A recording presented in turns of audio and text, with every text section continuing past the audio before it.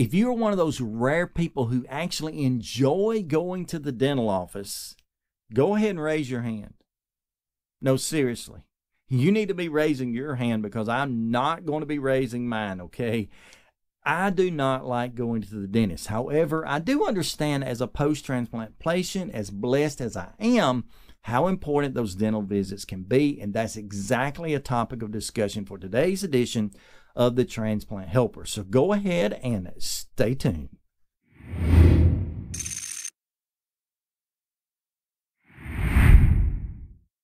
Hey folks, welcome to Transplant Helper again today. My name is Jim Merle. If you're much like I am, going to the dentist is probably not the highlight of your year. As a matter of fact, to tell you the truth about it, if I could avoid going to the dentist for the rest of my life, I would probably do that. Whether it be the pain, the bleeding, the possible discomfort, and even the real hit that my pocketbook, my billfold takes every time I go to the dentist office, I would just as soon not go. Now, that's not to say I don't have a great dentist.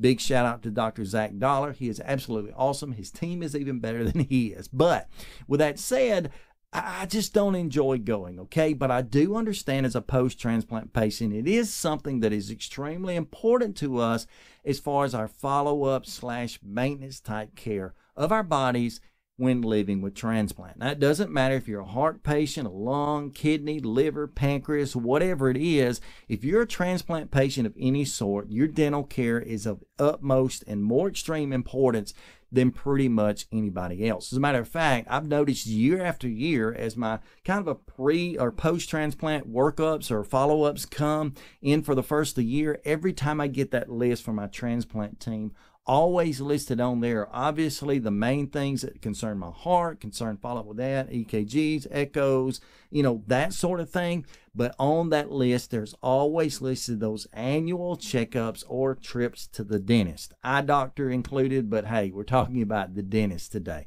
And so, I know that it must be important because that's what they're asking of me.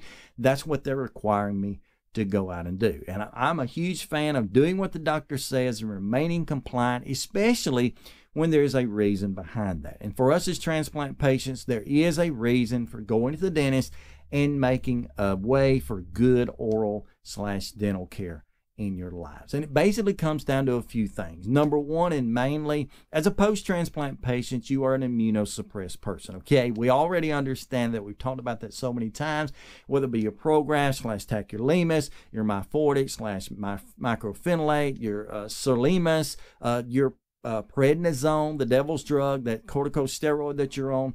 All of those drugs are working together to make you immune suppressed so that, or in order that, you won't necessarily reject your organ. That is a wonderful, wonderful thing. But while those drugs are working to accomplish that main task, as kind of a side effect to that, or if you will, the fleas that come with a dog, is that you're at risk for more things. Things like infections, things like, catching colds and viruses. You're at risk for that type of thing. And one of the main things you can do to try to prevent some of those problems from coming along is maintaining good oral care. Brushing your teeth just like your mama taught you, flossing on a regular basis, just making sure that your teeth are taken care of. And a part of that is inclusive of actually going in to see that dreaded dentist. Okay, like it or not, that's the way that it is. Now, why is that? Well, as being post-transplant patients who happen to be immunosuppressed, we're also known as what is known as high risk. Okay, we're high risk or at risk for several different things, the least of which are things orally wise, dental wise, things like dry mouth. And dry mouth, just that sticky feeling in your mouth where you don't ever feel like you've got enough saliva, we call it slobber or moisture in your mouth, can lead to cavities. Of course, cavities themselves are basically infections that get down into the teeth, and if they continue to go down, can get into the gum themselves and really can wreak havoc on your body overall. Of course, any infection that's in your body in any place could potentially eventually spread throughout your body and become a real problem. So we got to be careful when it comes to oral hygiene and maintaining our dental appointments to make sure that we're being kept up with. Okay, now when you do go to the dentist, and I'm saying that you need to, your team would probably agree with me. When you do go, just take a few precautions before you go. Number one, make sure that if you're on any kind of blood thinner, and by the way, blood thinners don't have to be just the standard warfarin, Coumadin type things or some of the more modern ones. Inclusive in that are things like daily aspirin. Maybe your doctors have put you on say an 81 milligram or small low dosage aspirin post-transplant. That within itself is a form of a blood thinner. So if you're going to be going into the dentist, be sure that if you're on those blood thinners that you've gotten with both your transplant team as well as your dental care team, to see if you need to stop or cease taking those things for a certain period of time. Sometimes maybe 4 or 5 days is enough, but be sure that if you need to stop that they're aware that you're stopping it, as well as make sure your transplant team has given you the best advice on that. So that's the potential for bleeding there. You know, they're going to nick you. Doesn't matter how cautious or nice or friendly they are, you're going to get a little nick. That's why they put the bib around you, okay? It's for the blood. We know that, okay? But be sure to watch out for that. In addition to that, be sure that once you get in the dental office that you're aware that every time you sit down in the dental chairs, they're beginning to pick around your teeth for those metal instruments and stuff, that they're putting you at risk for a potential infection. Now, it certainly is going to be better to have that than ultimately to have that pattern of things like we talked about earlier as far as, you know, dental disasters. But just know that you're at risk. And any procedure that you're going to be involved in that has to do with anything that potentially could puncture, you know, a membrane or some tissue, skin, you're at risk, you know. So just be sure that you understand that there's a potential for infection. So certainly going into the dental office, having, you know, cleaned your teeth the best you can, rinse the best you can, and then while you're in the dental office and they're constantly saying, would you like to rinse? Yes. Raise your hand. You want to rinse, okay? Constantly be rinsing during that dental treatment to be sure that if anything is being introduced to your body, you're flushing it out the best you can as far as your mouth goes. So make sure that you're aware of the infection. Also, make sure that you understand while you're there or before you go in what the limitations are as far as going to the dentist as set up or per your transplant team. Many transplant teams encourage patients to wait 6 months, okay? Now, you got to check with your team. Don't quote me on this, but many transplant teams encourage their patients to wait 6 months before going to that follow-up dental appointment. So if you're like I am, you go to the dentist twice a year. I don't remember exactly when that fell, but say it fell, say in January, then it fell again, say in June-ish, you know, 6 months apart. I think that's 6 months.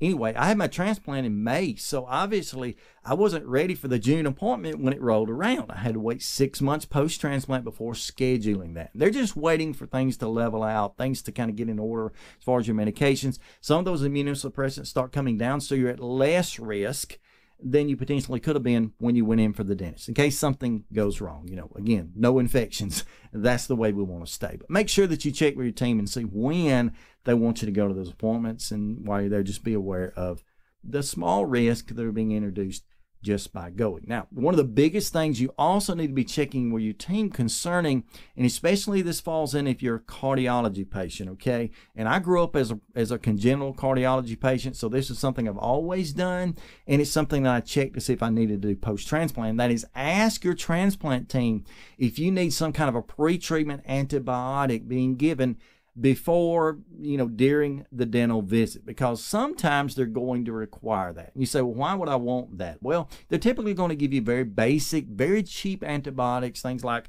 amoxicillin, things like erythromycin or clindamycin, I think is the way you say the last one. There's several of them available.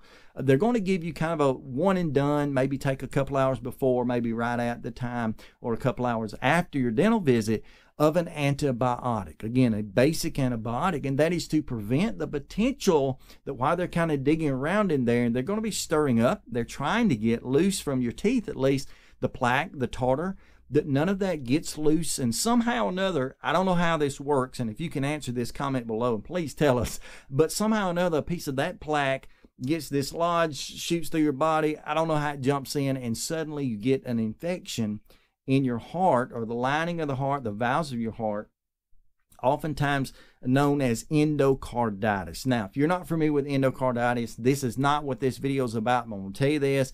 I've been there. I've done that. I never want to go back, okay? Endocarditis is awful. I mean, extremely painful.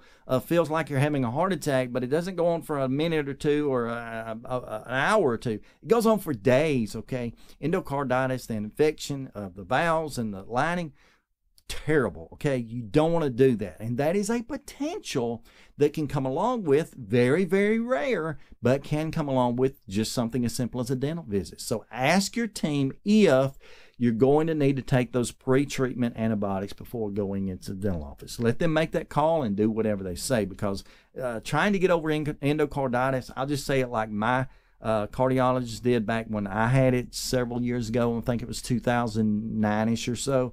He said, Jim, if we can treat this, you'll spend 2 weeks in the hospital on IV meds if you live. And the part that caught my attention was if you live, okay? You don't want endocarditis. Check with your team and find out if you need those pre-treatment drugs. But what have I said overall? Number one, you need to be going to the dentist. It is part of your post-transplant care. It's very important. It'll help you to prevent infections. It'll help you prevent potential problems that come along, including of cavities and needing of root canals. You don't need that, okay? You don't need to deal with that. Number two, when you go into the dentist, make sure that you've gotten with your team about when that needs to take place, and if so, if you're going to need any pre-treatment antibiotics, and make sure that they're aware of these dental appointments and that they get the results, because sometimes it's a part of your overall compliance. I appreciate you joining me today. I appreciate all of you that continue to watch these videos. I think just the other day we got about 2,200 subscribers. So 2,200 of you have hit that big subscribe button. If you've not already done that, let me encourage you to go ahead and hit that big subscribe button beneath the video. Be sure to hit the bell notification off beside that as well, because YouTube will not notify you of my new videos that I put out, hopefully about 2 days a week, that I'm trying to use to advocate, educate, and motivate you as a transplant patient. So if this video has helped you out at all, give it a big thumbs up and encourage me.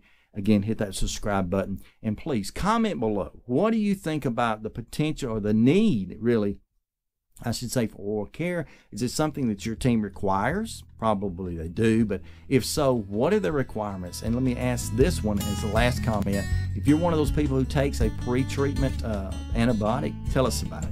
I just want to help to share all this information with the community and help us to live this life together. Again, I appreciate you so much for joining me today. Until next time, please stay stronger, friends.